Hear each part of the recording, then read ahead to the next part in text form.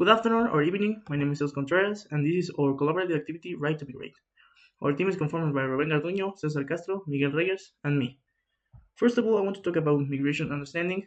Migration is one word we use it because the news and society in general use it to describe a problem, and it's not like that. We can define it better as a phenomenon, and it has a lot of background behind, and we will get this into this topic in order to understand migration. Once we have in mind migration as a multifaceted phenomenon, we can start giving the reasons to call it like that, and to disagree with people who see this as a problem. The principal reasons to make a person migrate clearly the opportunities that they don't have in his own country.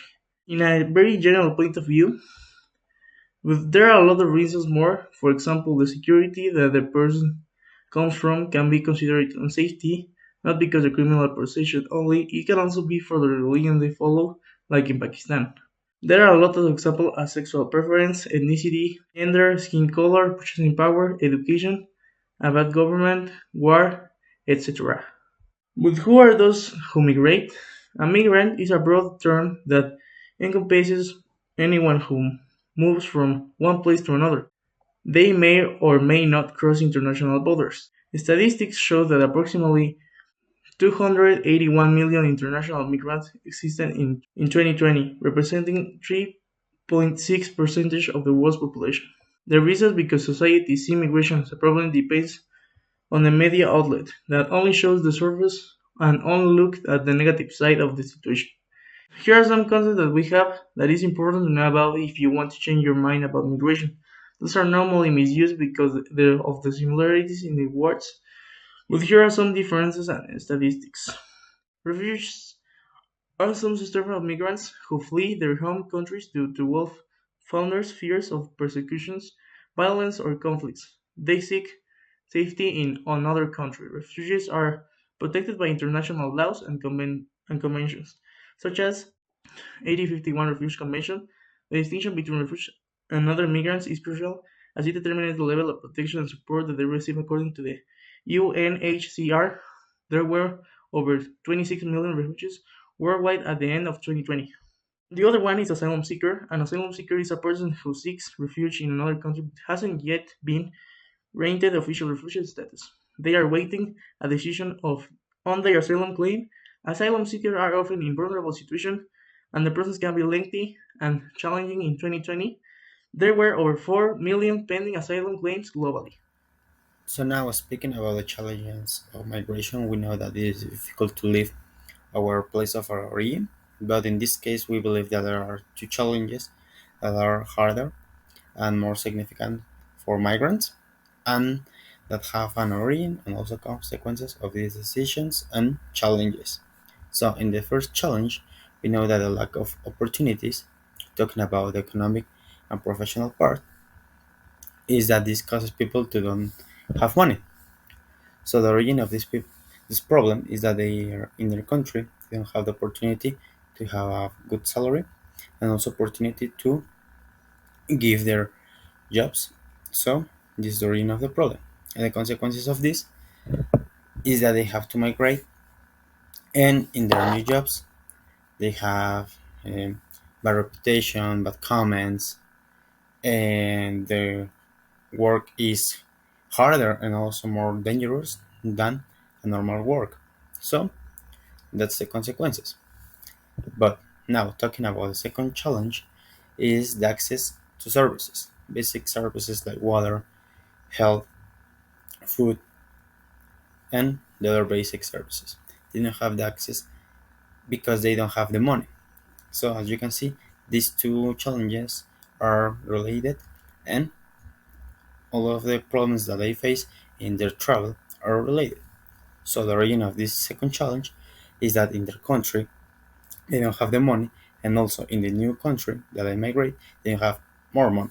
So that's why they don't have access to services, and also the people are not empathetic with them. We also abuse about their condition, and that is not like something very well from our part, but we have to change that part. And the consequences of this lack to access to services is that they will have bad hygiene, bad reputation, bad health, and this will create not a good quality of life, and this will create more harder their life to survive in a country that they don't know and also don't have any people to care of them. So with this, we enter to the migration identity and stereotypes. We can see some phrases that we hear in our society that are so common that they are dangerous. They don't have uh, decent rights, or the insecure, or that they also have the jobs of the people that they don't work. So these are statistics that demonstrate how we treat um, these migrants, and we have to change that part and be more empathetic. So also there are some benefits of the migrants, but I will be talking later. Thank you. Hi everyone, my name is Ruben Garduño Saldaña and I will explain to you the right to not migrate versus the right to migrate. After that, I will pick the one which I think it is more important, so let's start. The right to not migrate tells us that all of us have the right to develop a proper, wealthy and full of opportunities life in our origin country. But the right to migrate tells us that we are able, if we want, to move on into a different country in order to develop our lives. If I had to pick one as the most important, I will say that the right to not migrate is indicated. Why is that? Well, if you have the opportunity to develop a proper life in your origin country, you let the migration be a choice, not a single option or something forced, remarking your freedom and autonomy. Also, you are building a stronger identity in your origin country, while helping the sustainable development of your country. Responsibilities in terms of migration. Countries of origin. If you're a country of origin, you should provide proper initial education to your population in order to prevent them to become criminals in the future. While doing that, you're saving the countries of destination security.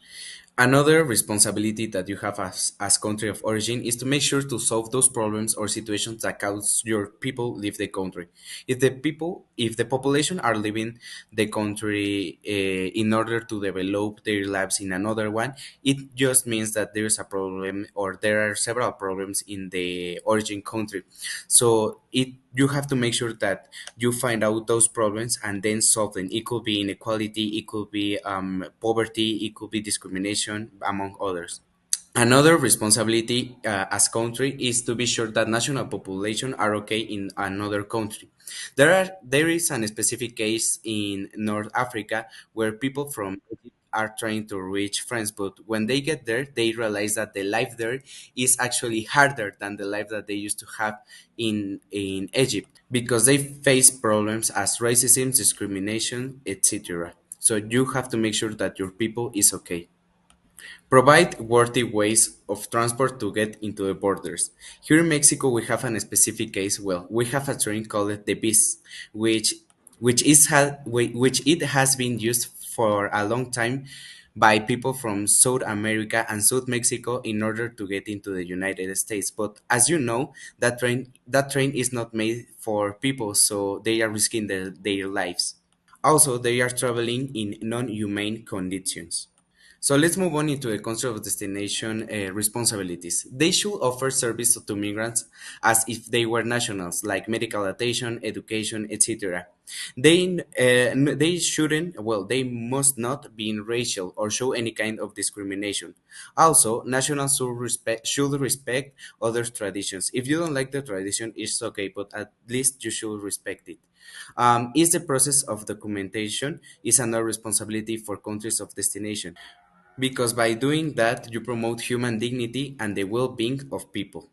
And a responsibility for both countries should follow is that both countries should respect human rights in every process they are making for. Yes. Hello, my name is Miguel Reyes, and I'm gonna solve the last question about how a global citizen can make a meaningful contribution to addressing the challenges faced by migrants. So, after analyzing this topic, we and the branches that compose it, we have seen that it is a delicate topic that sometimes we may think that we understand, but actually we don't know. Nowadays, we still have the stigma about the world migration that we usually associated with poverty, inequality, without realizing that it is a natural process that humans have been making for centuries on a unconscious or not unconscious way. How can we solve this? Well, the first way to solve this is raise awareness and participation inside the communities of beginning, transit, and final destination. We can make this by creating bonds between resident and migrants through art, stories, ideas, in order to understand that we are all humans. Give and take. It is important to remember that migratory processes are not always easy or voluntary process. So the best way to improve the state of our friends are to give at least the most basic products or resources that they need. Aid campaigns. It is important to identify and support the campaigns or organizations that help immigrants to reach their final destination. It is important to make this because a little help can mean a big change for someone else. Also, it is important to identify the vulnerable groups. Sometimes on the migratory process, there are people with elderly age, little boys, little girls, or even people with different capacities. So it is our mission as global citizenship, as global citizens, to identify these people and to make them sure to have the correct helps and cares. Government relations. Both as citizens and migrants, it is important to demand the governments of origin, transit, and final destination to ensure the correct management and the coverage of the basic needs and the respect of the migrants. Identify help. It is important to understand that the world migration have a really big and long term. So when we say migration, we do not refer to the similar cases or processes that people go through. For example, some people may be just on transit area, other people may be final destination, other people may be asylum seekers, or other people may be refugees. And finally, they identify the problem. It is true that the migration is a process that have been occurring through century years. But it is true that nowadays these processes have been more popular inside countries. So what we can do in order to make it more easy is to demand the governments like to propose a solution or to improve the quality of life on their countries. So what can we do as global citizens in order to make this possible? We can do small actions, like, for example, respecting the traffic lights, respecting other people, not throwing up trash. Like, little actions make bigger actions.